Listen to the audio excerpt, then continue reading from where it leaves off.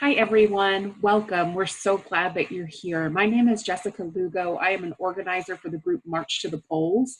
We work in the DFW area to get young people like you registered to vote and then explain how to actually go and vote when the time comes. We are a nonpartisan organization, which means we don't work with Democrats or Republicans. We just focus on young people, getting them registered and out to vote when the time comes. So for today, we are going to talk about a few things. First, we're going to focus on why vote, why your vote matters, what issues are important to you when you consider who you might vote for, how to vote. So first we'll register to vote, and then we'll talk about how you actually vote when you show up at a polling location. And then you'll also get some additional information, some really good, helpful resources to help you when it gets a little closer to the election to know and be an informed voter. Before we get too far, your teacher should have shared with you the My Vote, My Voice, My Power Google form that goes along with this presentation. So as we go through the presentation today, you'll see a series of questions pop up on the screen. Those same questions are in your Google form. So make sure that you're following along and answering those questions as we go. If you want, you can kind of split your screen so that you can see the presentation on one side and the Google form on the other. If that doesn't work for you, you can pull up the Google form on your phone and just enter the information that way. Whatever is easiest for you is what you can do. First thing we're going to do is watch a video that was created by young people affiliated with our organization. I want you to think now, does your vote matter? Consider that to yourself. I know a lot of you have some preconceived notions. I want you to think about whether your vote matters, why you think that, and then as you're watching this, see if it changes your opinion one way or another. This is a message to my future self. This is a call out to the world. I am part of the most diverse generation ever. And if you're 18 to 24 years old, this includes you too. Gen Z, the now generation. Whatever people want to call us. We're the group that everyone knows can make a huge difference in how things get done. But only if we decide to get out and vote. In 2020, there were over 27 million of us eligible to vote across the U.S. 27 million. 2 million of us are right here in Texas. Our interests are different. Our views of the future, Our views of the environment, of our safety and education, of how we treat each other are different. We have the power to decide our future. We can decide who gets to be on our city council. We can help decide how we treat the environment, How our schools get funded. And if resources like financial aid are available to help us go to school. We decide gun safety, what our minimum wage should be. We can help decide on whether men and women get paid equally. And whether there's gender equality for all. and what our healthcare options should be. We can help decide on our access to voting rights. And whether we build a sustainable future. Who we want to help us, who help the common people get what they deserve and what they need. But only if we vote. But only if we vote. But only if we vote. But only if we get out and vote. If we don't vote, we're essentially giving other people the power to decide for us. Our votes are power. Community power. Family power. People power. Even though we cast our votes as individuals, Our votes amplify others. It amplifies yours. Hers. His. Ours. Because it's not just about me. The more people that vote in my community, The more power that we have to actually make the changes we want to see. So I won't let anyone tell me voting doesn't matter. Or that I can't do anything about what's going on. I can. We can. Because politicians listen to the people that vote. History proves this. we're the most diverse generation ever. Let's reflect that. Let's help decide our future. Let's make our voices heard. Let's vote. Let's exercise our power. Real power. My vote is my right. Our right. My vote is my voice. Voice. Our voice. My vote is my power. Our power.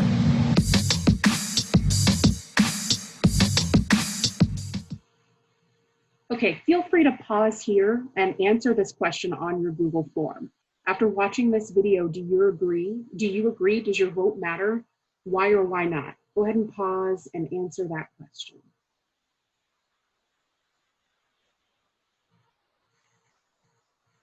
Now that you've determined whether or not your vote is important, I want us to think about the issues that are important to you. So think about things most important in your life. What things are most significant to you? Many of you are high school seniors. You're getting ready to graduate. Some of you going to college after you graduate. What issues are you focusing on now? What things do you hold dear? Try to come up with 3 or 4. And again, this is something on your Google form, so you can pause here as you fill that in.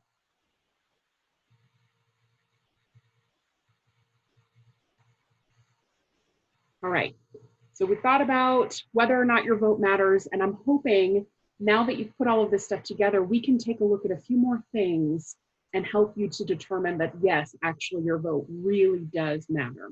So let's take a look at this vote, or this graph that you see on the right. This is a graph that shows you turnout by age across the United States. These are people who are showing up and voting every election year. Notice that the blue line is people 18 to 29 years old, the red 30 to 44-year-olds, the green 45 to 59-year-olds, and the purple 60-plus-year-olds. What major trends do you notice here? That's one of the questions on your form. And then the other is, based on this graph, who do you think elected officials are paying attention to and why? Feel free to pause here and answer that question in your Google form, and then we'll move on. Hopefully you notice that young people aged 18 to 29 show up to vote in much fewer numbers than those who are 60 plus years old, much lower than any of the other age groups shown on this form, on this graph.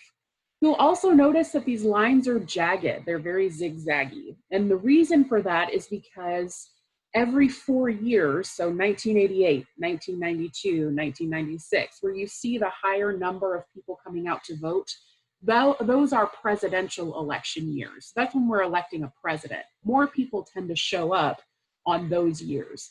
The years in between are midterm elections where we vote for congressional seats and state representatives and a number of other things. And people tend to turn out in far fewer numbers on those midterm election years. So ultimately, who do you think politicians are paying attention to when you take a look at this graph? I hope that you determined that it was older people. Politicians are listening to those that vote.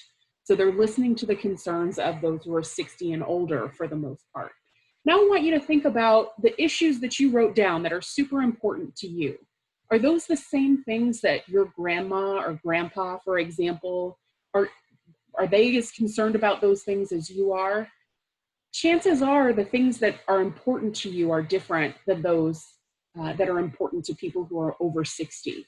So the things that are important to you are probably not going to be addressed in the same way as those who have concerns at 60 and older. Consider your history class. Think about what you've learned in history class. People your age have been responsible for major social and political changes in the United States and around the world. During the Civil Rights Movement, young people organized sit-ins and marches to try to end the racial injustice that they faced. They also did the same thing to end the Vietnam War. So these were all things that were organized by young people. Think about today. There are movements even today that young people have participated in, that you maybe have been a part of. Imagine how much you could do if the action of your counterparts, if young people were showing up at the voting booths in the same number as they are showing up to these protests and these marches. Who would politicians listen to then? It would be you. If you get out and vote, if people your age get out and vote, politicians know they have to listen to you to stay in office. So those issues that are so important to you would be addressed much more frequently than they are now. And you have the power to do that. 2020 is an important election year. This year, Texans are going to vote for a president, a U.S. senator, 36 U.S. representatives, state senators and representatives, and then judges and other local officials like your city council members, the school board. And these people are the ones that are responsible for issues most relevant to your everyday life. They're the ones who determine, the response to a pandemic, for example, a local response to a pandemic, which is going to affect you more significantly than the issues being raised at the state and federal levels. So there are lots of people to vote for this election year, and you and your friends and family can get registered to vote and vote the way that you see fit. So now that we understand how important it is for you to vote, now it's time to register. There are some questions on your Google form about requirements and eligibility to register to vote, and here they are here. So make sure you answer that in your Google form. In order to be eligible to register to vote, you have to be a US citizen. You also have to be 17 years and 10 months old, and that's to register to vote. You must be 18 to actually show up and vote in an election, but you can register at 17 years and 10 months old. You also must not be declared mentally incapacitated by a judge, and if you've been convicted of a felony, it has to have been discharged by the court. If you meet these requirements, you can register to vote.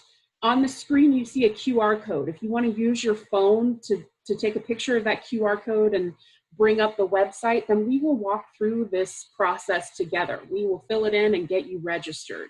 If you're not eligible to register, go ahead and follow along anyway as we go through this, because it's good information to have. If you don't want to use the QR code and you'd rather do this on your computer, type in the website that you see below the QR code, www.marchtothepolls.org.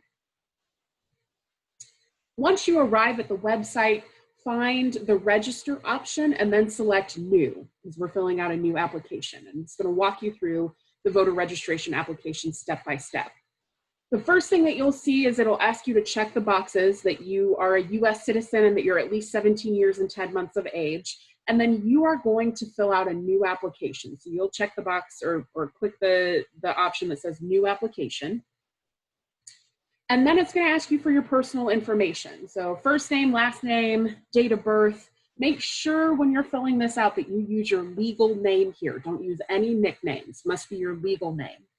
Right below your personal information, it asks you to select your school district and school name. The school district box is a drop-down menu. So when you click on it, you'll be able to find your school district and put it in there. And then also you'll just type in your school name.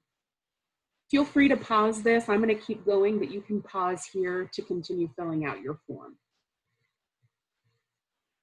After you enter your school information, it will ask for your contact information, your email address and phone number. It's really important for you to put this in here because if there's any issue with your registration application, this is the way that people will get in touch with you to verify information or to ask you to resubmit a form. So fill in your contact information and then fill in your residence address. This is where you live. So primary residence, if you don't have a residence, just use the address where you've been staying. So if you're staying with a friend long-term, use their address for this application. Then you'll enter your mailing address, and you only have to fill this part in if your mailing address is different from your residence address. If you receive mail at a different location than your primary home, then enter that address here. Otherwise, you can leave it blank. All right. Now they're going to ask you for identification. So in this space, you need to either have a Texas driver's license or your social security number to provide that information. If you have your driver's license, pull it out and you can enter that in the first box there on the left side. If you don't have a driver's license or you'd rather just put the last 4 digits of your social security number, that goes in the second box on the right. You do not have to fill in both of these boxes, just pick one or the other.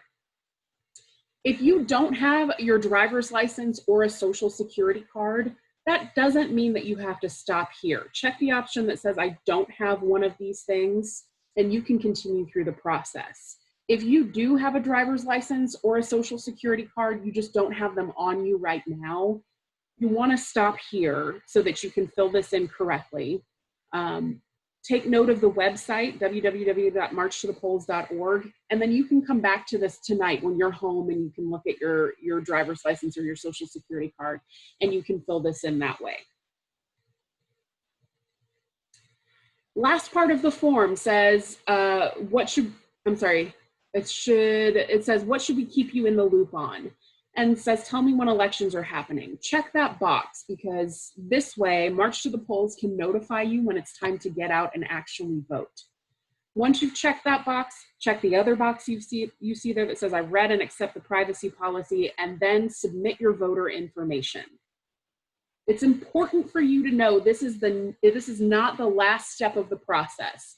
So in order for your application that you just filled out to be accepted by your county's elections office, you have to physically sign it. You didn't do that when you were filling it out online. So within a couple weeks, March to the Polls is going to send you your completed application by mail, and they're also going to send a postage paid envelope addressed to your local elections office. That means that you'll get your application and then something to put it in the mail to send it back. When you receive your application, open it up, sign and date it with blue or black pen, that's really important, and then mail it in. You are only going to be registered if you complete this final step. So the really important thing is that you get this done as quickly as possible. Because the mail has been slow lately, you want to make sure you give yourself plenty of time to get your application in and get it processed in time to be registered. If you don't receive your application in the mail within 10 business days, make sure you email the address that you see there on your screen, helpdesk@marchtothepolls.org, so that we can take a look and make sure that we got your application and we can get it out to you. Your application has to be received by the elections office by October 5th. That is the deadline to register to vote.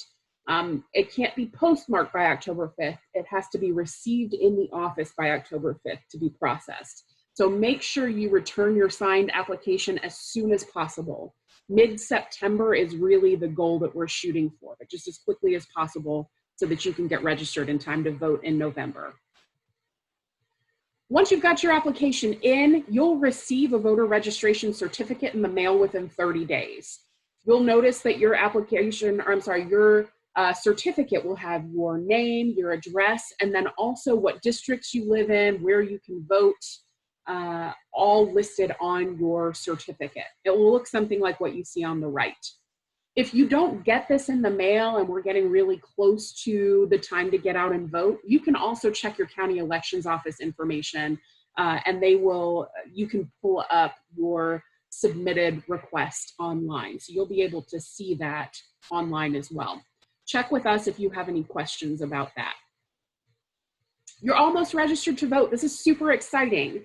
The next thing you should do is see if you can get 2 or 3 of your family members or friends to get registered too, because remember, there's power in groups. If you can get 2 or 3 people your age to register to vote and show up on election day or during early voting, you are going to make a huge difference. So join our March to the Polls challenge.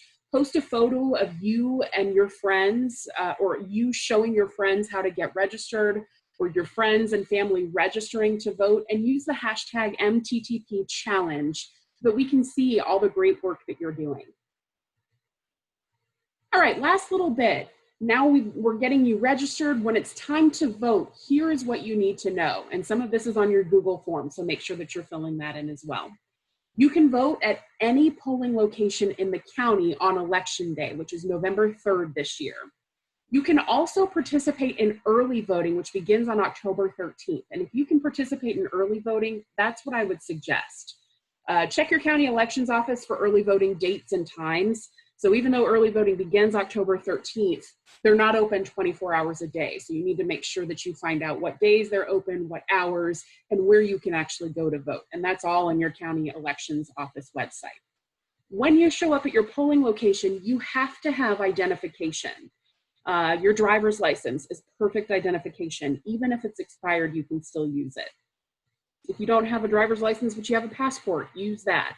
And even though it's not required, it's a really good idea to have your voter registration card, that certificate that we talked about a couple slides ago, because they can look up your information that way. That guarantees that they know that you're registered to vote.